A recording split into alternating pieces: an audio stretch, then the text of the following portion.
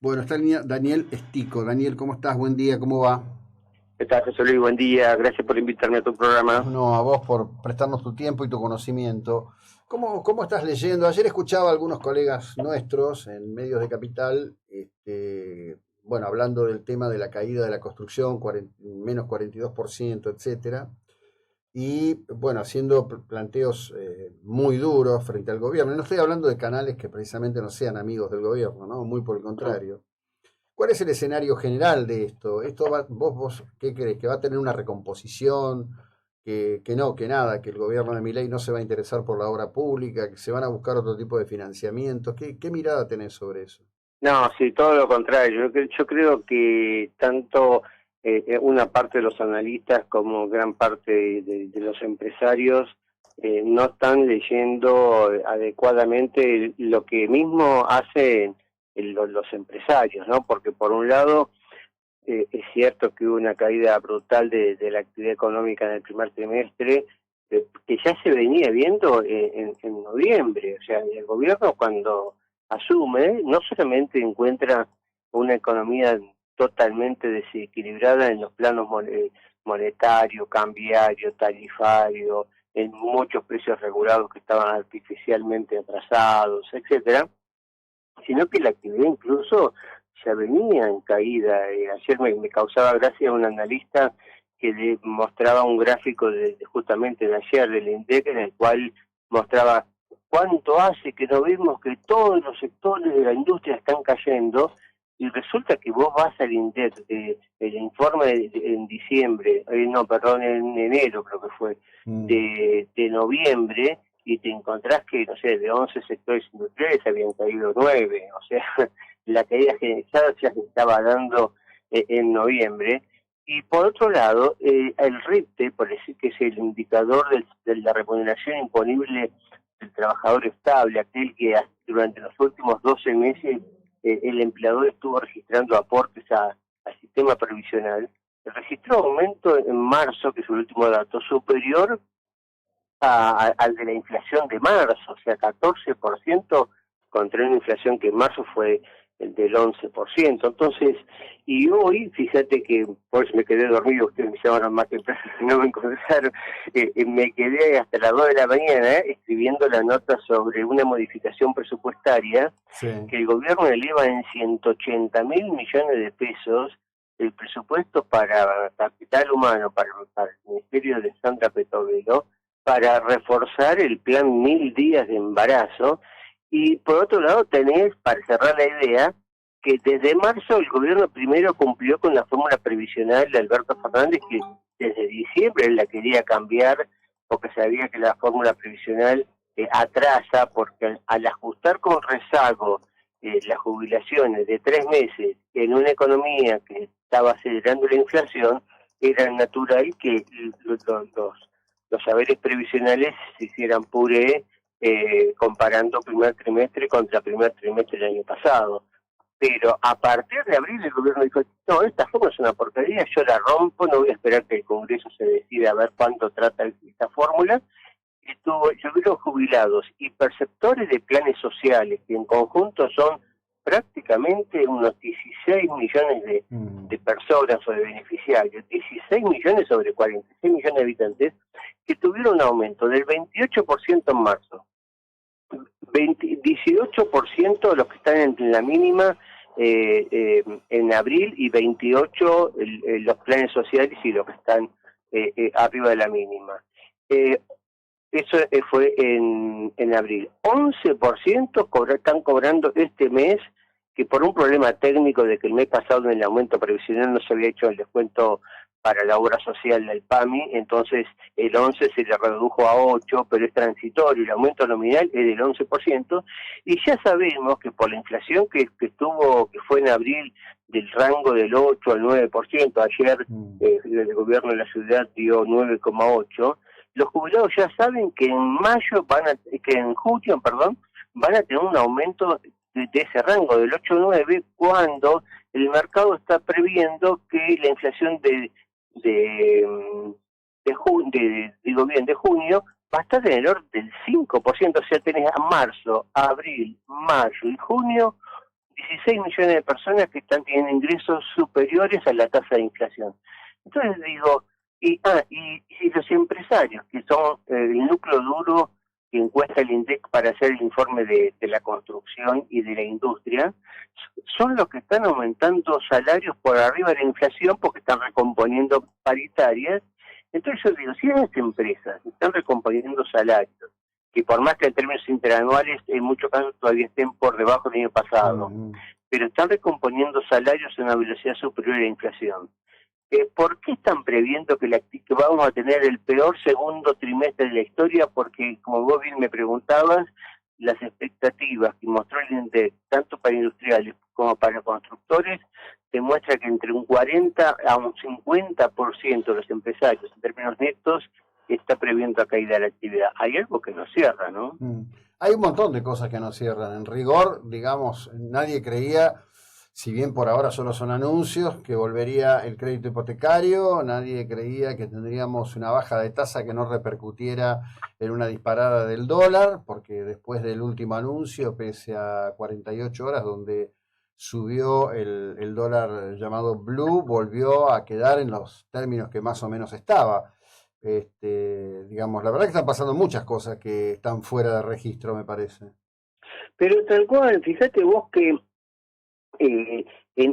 también antes de ayer se dio a conocer el relevamiento de expectativas de mercado del INDEC, del Banco Central, y mostró que el conjunto de las principales consultoras, muchas de las cuales están diciendo hoy que ven dudas sobre la sostenibilidad del superávit fiscal porque está forzado, etcétera, etcétera, estimaban en enero, para no ir más atrás, que la inflación de este año iba a estar arriba del 180%, y ahora en este informe de lo que se hizo en la encuesta en el primer semana primera semana de mayo, o sea, entre el 1 y el 6 de mayo, le dice que para los próximos 8 meses la inflación va a ser del 88%, y para este 24 del 160%, o sea, le pifiaron por más de 40 puntos porcentuales, y esperaban que la inflación de febrero iba a ser de 18% y fue 13%, que para marzo esperaban que iba a ser 15% y fue 11%, y para abril esperaban que iba a ser 12% y estamos diciendo que va a estar entre 8 y 9%. Entonces, digo, no son diferencias marginales que están teniendo las consultoras privadas, y sin embargo están viendo un escenario catastrófico con decir, che, muchachos, me parece que están mirando mucho la economía con el espejo retrovisor y están sesgados. Y lo que yo veo humildemente, con todo respeto, porque muchas consultoras son economistas de renombre, es que no están ponderando adecuadamente que en la primera vez en la historia, por lo menos yo que en 40 años que hago análisis económico, que se haya puesto un rigor monetario y fiscal tan grande para estabilizar la economía. Justamente te comentaba anoche cuando hacía esta modificación presupuestaria de reasignación de partidas, que al final de cuentas no es tan grande porque aumenta el gasto previsto para el año en 102.000 millones de pesos, que parece una fortuna para los oyentes, pero sobre un presupuesto de 54 billones es el 0,2%, o sea, es nada. Pero eso me llevó a mirar cómo está la ejecución presupuestaria, el último dato, que es al 6 de mayo. Y al 6 de mayo la Administración Central, o sea, en estos 4 meses y un poco más transitados de este año, la Administración Central tiene un superávit total de caja de 1,4 billones de pesos. Entonces, ¿qué te pasa? ¿Qué te dicen los detractores? Ah, no, pero fíjate, están pisando pagos y entonces el día que... Bueno, ¿sabes cuántos son los pagos que están pisados? 1,2 billones de pesos. O sea, si el Estado Nacional, por una vez en la historia, pagara al día, al contado, sin demora, todos los gastos que ejecuta, habiendo ejecutado eso, tendría un superávit de 200.000 millones de pesos en estos más de 140 días de ejecución presupuestaria. Y vos sabés muy bien, José Luis, que ningún privado paga como mínimo antes de los 60 días, y queremos que el Estado pague el contado. Entonces digo, yo no sé si hay mala leche, si hay mala fe, si las consultoras están preocupadas porque en una economía que tiende a ordenarse, el trabajo pasa por otro lado y las preocupaciones empresarias pasan por otro lado, y entonces ven tener menos demanda de sus servicios, entonces están más cómodos con una economía desquiciada que con una economía que se ordena. No entiendo cuál es. Yo sé, y aclaro a los oyentes que yo no voté a este gobierno en la primera vuelta, lo voté obviamente en el balotaje, pero no lo voté en la primera vuelta. Digo que este gobierno comete un montón de errores, el lenguaje que tiene el presidente, el hecho de, por ejemplo, bajar aranceles parcialmente y no en forma generalizada. Ayer prorrogan la exhibición de los derechos de exportación, o sea, las retenciones al sector lácteo, y uno se pregunta, ¿por qué estás prorrogando la suspensión de las retenciones? ¿Por qué no las eliminás? O sea, están cometiendo algunos errores que los hay para criticar duramente, pero no lo critiquemos por las cosas que hace bien, ¿no? Bueno, ahí lo que ocurre, me parece a mí, esto es simplemente, a ver, experiencia de vida y de actividad periodística. Yo lo escucho hablar a Cavallo, por ejemplo, ¿no? Que es afecto a hacer admoniciones. Y después medio como que se pliegan a lo que él dice, ¿no? Se agarran de ahí. O el caso de Melconian, que es la viuda del Ministerio de Economía, que no termina de consolarse. ¿No? A veces me parece que las cosas personales, Cavallo creo que confunde el esquema que él tenía en la convertibilidad con este esquema. Claro, exactamente. Estoy convencido que es así, porque si no, no puede decir las cosas que él dice.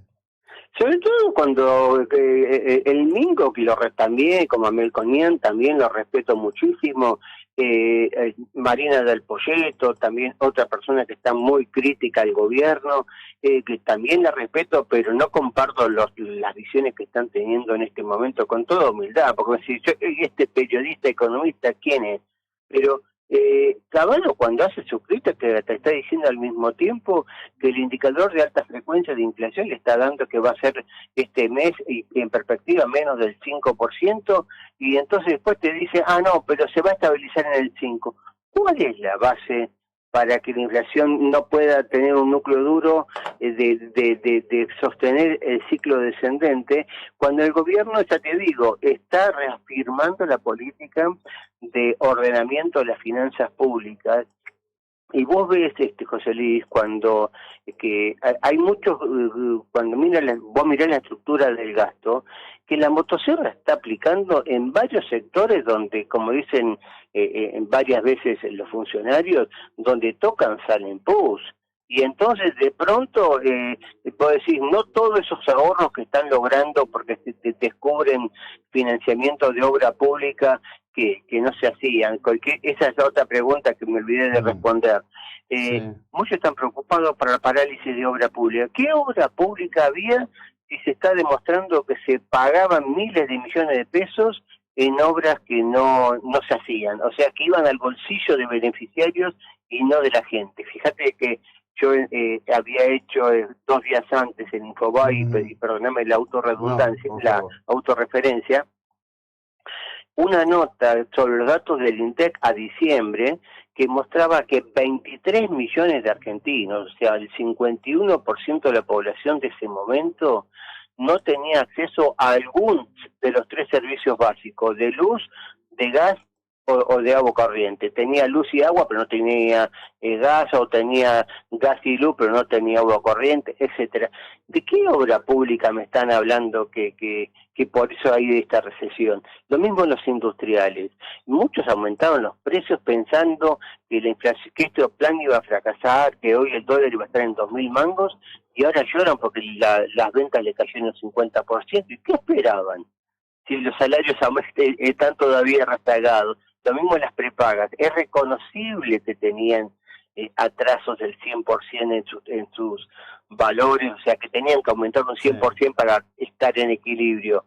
Pero recomponer en 20 días lo que toleraron en 4 años, esperaban que 1 millón de beneficiarios independientes pagaran la cuota normalmente o se quedaran en el sistema. Me parece que hay una negación de la realidad que es increíble, ¿no? Hay una gran negación en realidad. A mí me contaba la semana pasada alguien que está vinculado al Ministerio de Economía, me decía que no podían creer que en las reuniones los supermercadistas le decían, bueno, pero tenemos que recuperar lo que perdimos estos 4 años. Pero pará, los pasados 4 años vos aceptaste las reglas de juego.